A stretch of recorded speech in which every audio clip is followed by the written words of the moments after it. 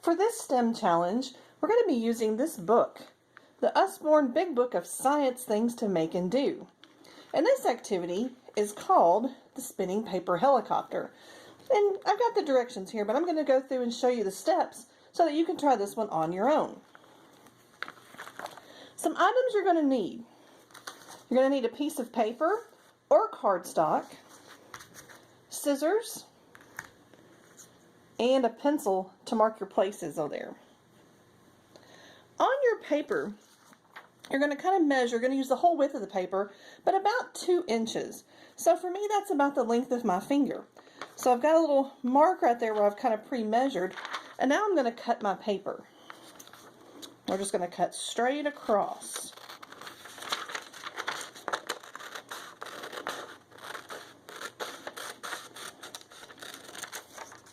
Since I wanted to try it with cardstock, I have already pre-cut a piece of cardstock to use as well. What we're going to do now with our piece of paper is we're going to kind of, don't heavy fold it, but kind of mark where thirds are on your paper. So we'll kind of see that's about a third there, and that's about a third, because we want to kind of use thirds, right? So this is a good kind of math and fractions project as well. But it's going to be a fun engineering project because we're going to see if we can make our helicopter fly. So what we're going to do is we have our fold right there. And I'm going to draw a line just a little bit above it because I don't want to cut all the way down to the fold. So what I'm going to do now is I'm going to cut down almost to that fold. And that's going to give me 2 wings there. What I'm going to do with the fold is cut in just a little bit on each side. Maybe 2 spaces of my paper. Okay?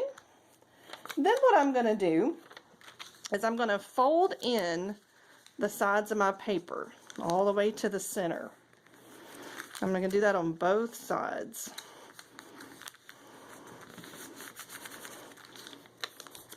Then I'm going to take the bottom half of my paper and I'm going to fold it up. And this is where, if you have a paper clip, this is a good idea to kind of put the paper clip on there to kind of hold that fold for you. What you're going to do at the top is where you drew your line, you're going to fold one of your wings back and one of your wings forward. So your finished paper helicopter should look something like this. So in just a minute, we're going to launch it and see if it's going to fly. Alright, so now we're outside and we're going to test our helicopters to see if they actually work. Because that's part of the STEM experience, right? Is to create the design and see if it works. You can change your STEM to STEAM if you want to. Add a little art, maybe design your helicopter, decorate it up, and see what happens. So I'm going to start out with the paper one. You can see it's going to go out of sight for just a minute and I'll drop it and hopefully we can catch it moving on the way down. So let's see how it does.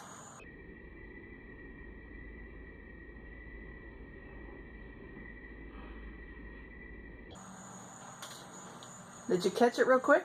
It was flying around. Now I'm going to try the one I made out of cardstock. Let's see if it'll work. Not so successful. So what made the paper one fly pretty good and the cardstock not so much? Well, it goes back to the weight of the paper. This notebook paper is pretty light. And we know that the force of gravity is pulling down on it. But why doesn't it fall straight down? Well, our little wings that we made on the top of our helicopter provide a little lift. So as the wind is hitting them as it comes down, it actually twirls it and makes it fall a little slower back to the earth. So let's try it one more time. Catch it if you can. And that, friends, is our paper helicopter challenge.